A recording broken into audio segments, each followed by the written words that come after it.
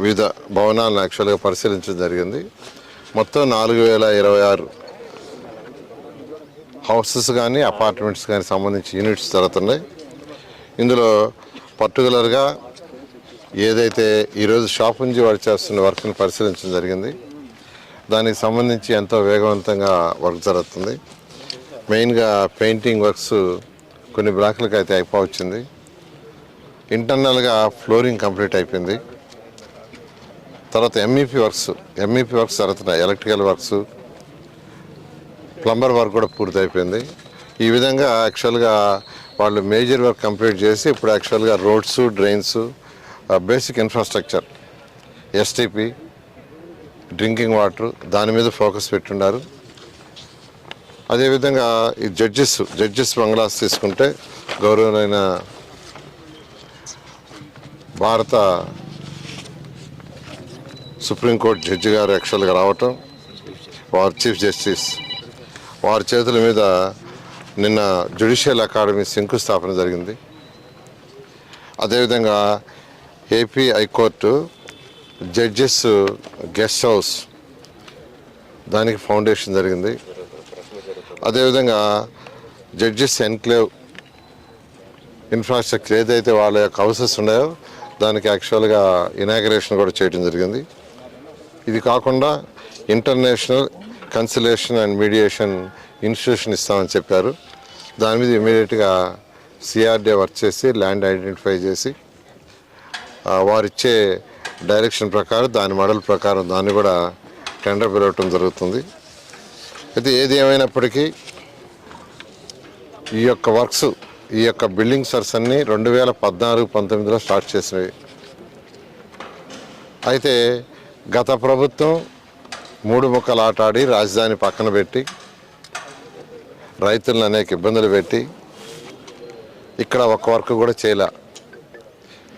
పాపం ఏ కాంట్రాక్టర్లు అయితే ఇక్కడ కాంట్రాక్ట్ చేశారో వాళ్ళ యొక్క మెటీరియల్, వాళ్ళ యొక్క కాంట్రాక్ట్స్ క్యాన్సిల్ చేయలేదు, మెటీరియల్ తీసేవానిలేదు. 5 సంవత్సరాలు వాళ్ళ మెటీరియల్ తీసేవానిలా. ఏది బ్యాలెన్స్ మెటీరియల్ ఉంటుంది కదా, సిమెంట్ కావచ్చు, స్టీల్ కావచ్చు, వాటిని తీసేవాని లేదు, క్యాన్సిల్ చేయలేదు. అనేక ఇబ్బందులు పడ్డారు. అయితే ఈ ప్రభుత్వం వచ్చిన తర్వాత టెక్నికల్ కమిటీ అధికారులతో వేసి అనేక దఫాలు డిస్కస్ చేసి ఎటువంటి లీగల్ ఇష్యూస్, కోర్టు ఇష్యూస్ రాకుండా అవన్నీ సాల్వ్ చేసి వాటిని అథారిటీలో పెట్టి క్యాబినెట్లో పెట్టి అప్రూవ్ చేసి తర్వాత మళ్ళా టెండర్లు పిలవటం జరిగింది. అయితే టెండర్లు పిలిచే లోపల వర్షాలు రావటం, ఈ సంవత్సరం అధికంగా 4 నెలలు వర్షాలు వచ్చి ఆల్మోస్ట్ నవంబర్ దాకా వర్క్ చేయలేకపోయారు. నవంబర్ ఎండ్ నుంచి వర్క్స్ ఎంతో వేగవంతంగా జరుగుతున్నాయి. ఆల్మోస్ట్ తీసుకుంటే డిసెంబరు, జనవరి, ఫిబ్రవరి 3 నెలలే.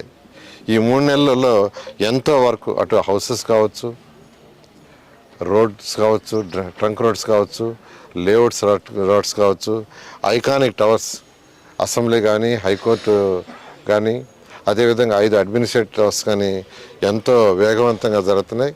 ఇవన్నీ కూడా అనుకున్న టార్గెట్ ప్రకారం ఏదైతే వాళ్ళకి టెండర్ టైమింగ్స్ ఇచ్చామో దాని ప్రకారం వాళ్ళందరూ కంప్లీట్ చేస్తారు. దాన్ని రెగ్యులర్గా మానిటరింగ్ చేస్తున్నాం.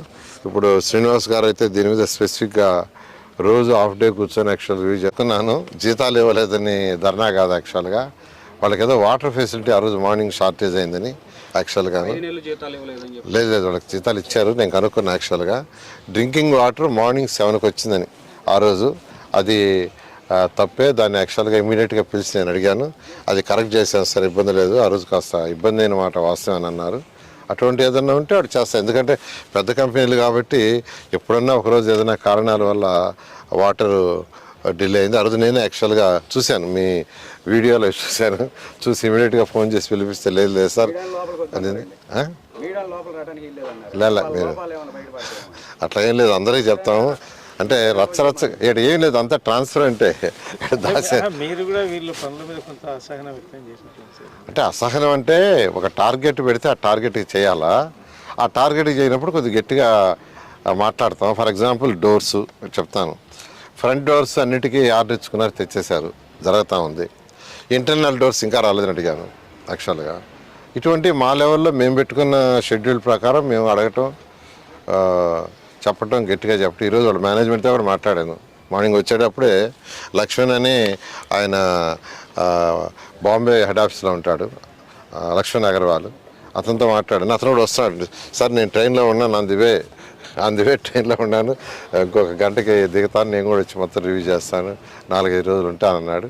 ఆ విధంగా ఈరోజు వాళ్ళ మేనేజ్మెంట్తో మాట్లాడుతున్నాం, వాళ్ళ కంట్రీ హెడ్తో మాట్లాడుతున్నాం, రీజనల్ హెడ్ బెంగళూరు వాడితో మాట్లాడుతున్నాం, ఇక్కడ లోకల్ వాడితో మాట్లాడుతున్నాం. ఏది ఏమైనప్పటికీ మీరే చూస్తున్నారు కదా ఎలా వర్క్స్ రాజధానిలో జరుగుతున్నాయి. నేను చెప్పట్లే, ప్రజలు చెప్తున్నారు, బయట డిస్కస్ చేసుకుంటున్నారు. వర్షాలు పోయిన తర్వాత ఎంతో వేగవంతంగా జరుగుతున్నాయి. ఇంత వేగవంతంగా జరుగుతాయని మేము ఎవరు ఊహించలేదని ఈరోజు పబ్లిక్ టాక్. ఆ పబ్లిక్ టాక్ అంటే మీరే బాగుండా మీరే హైలైట్ చేస్తారు, బాగలేకపోయినా మీరే తీసేస్తారు. Okay okay, thank you.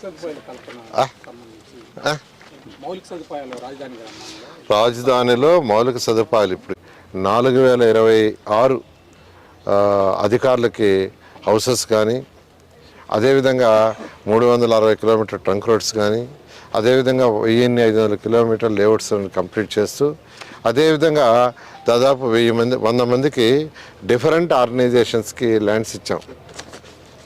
వాళ్ళు చాలా మంది స్టార్ట్ చేశారు, ఇంకా కొంతమంది స్టార్ట్ చేయాల్సింది. వాళ్ళు అవి కూడా వీలైన తొందరలో స్టార్ట్ చేస్తామని పర్మిషన్ల కోసం వెయిట్ చేస్తున్నారు. సిఆర్డీ అయితే ఇమీడియట్గా పర్మిషన్ ఇస్తుంది, బట్ వాళ్ళ ఫైనాన్షియల్ పర్మిషన్స్ వాళ్ళ కంపెనీలు తీసుకోవాలి, దానికోసం తీసుకుంటున్నారు. అది కూడా అయిపోగానే అది కూడా కంప్లీట్ చేయడం. ఈ విధంగా అమరావతి రాజధాని గత ప్రభుత్వం ఏదైతే నాశనం చేసిందో దాన్ని ఈరోజు గౌరవ ముఖ్యమంత్రి గారి ఆధ్వర్యంలో ఎంతో వేగవంతంగా జరుగుతుంది. ఇవన్నీ కూడా 3 సంవత్సరాలు కంప్లీట్ చేయడం జరుగుతుంది. లేఅవుట్స్ రోడ్స్ కానీ ఇవన్నీ మౌలిక సదుపాయాలే. యాక్చువల్గా ఉత్తర రోడ్లు అయితే 3 నెలలు అయిపోతాయి. ఈ కంపెనీలు ఉత్తర రోడ్లు అయితే 3 రోజులు. ఇక్కడ మెయిన్ ఏంటంటే అండర్ గ్రౌండ్ డ్రైనేజ్ యూజిడి మొత్తం చేస్తున్నాం. అదేవిధంగా ఎలక్ట్రికల్ కేబుల్స్ అన్నీ గ్రౌండ్లోనే, ఇట్లా ఓపెన్గా ఉండవు. అదేవిధంగా ఈ యొక్క టెలిఫోన్ లైన్స్ ఏ లైన్ ఉన్నా గ్రౌండ్లో, ఎందుకంటే గ్రౌండ్లో పైపులు ఇచ్చేస్తున్నాం. ఎవరి లైన్లో వేసుకోవాలన్నా ఆ పైపులో వేసుకోవాలి, దాంట్లోనే వేసుకోవాలి, అలాంటి సిస్టమ్. అదేవిధంగా స్టామ్ వాటర్, డ్రింకింగ్ వాటర్, అవి చేయటానికి టైం ఎక్కువ పడుతుంది. అవి ఒకసారి అయిపోతే రోడ్డు అనేది చాలా ఫాస్ట్గా అవుద్ది. బహుశా రేపు కమింగ్ జూన్ వర్షాలు వచ్చే లోపల గ్రౌండ్ లోపల ఏదైతే చేయాలో అవన్నీ కూడా కంప్లీట్ చేసేట్టుగా చేయమని చెప్పాం. ఆ విధంగా వాళ్ళు కూడా వచ్చేస్తున్నారు. ఆ వర్క్ అయిపోతే వర్షాకాలం వచ్చినా ఆ వర్షాకాలంలో కూడా వర్క్ చేసుకోవడానికి వీలుంటుంది. పూలింగ్ జరుగుతుంది. మొన్నే అధికారులు ఇచ్చారు. యాక్చువల్గా నిన్న 3 days బ్యాకే ఆఫీస్ రెవెన్యూ డిపార్ట్మెంట్ ఇచ్చారు, వాళ్ళు పెట్టి యాక్చువల్గా ముందు తీసుకోవటం. ఏం ఫ్రాడ్ అది కాదు. ఇప్పుడు ఏదేదో చెప్తారు వాళ్ళు, ఏది ఆడ ప్రూఫ్ ఉండదు, అర్థం లేదా. నా మీద కూడా వేశారు, నా మీద కూడా రింగ్ రోడ్ అయితే కోర్టులో ఉంది కాబట్టి నేను మాట్లాడకూడదు. నా సొంత స్థలమే పోయింది, నా సొంత స్థలం ఇక్కడ కాదు, ఇక్కడ అనుకోవాలి. నేను ఎక్కడ కొనలా. విజయవాడలో ఈడిపు గలిదేరి అట్టయితే రింగ్ రోడ్డు వద్దు 2001లో కొన్న ల్యాండ్. 2021